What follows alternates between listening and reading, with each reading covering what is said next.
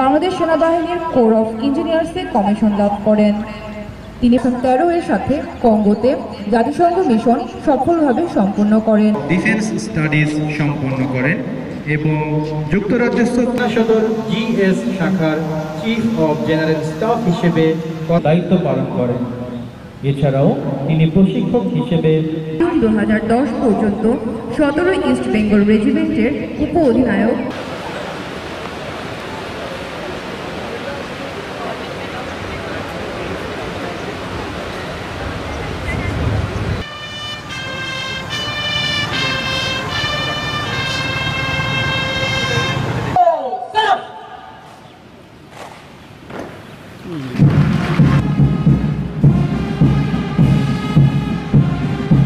Mohammad Humayun Kabir 7 riverine engineer battalion এবং ডান পাশে core of engineer.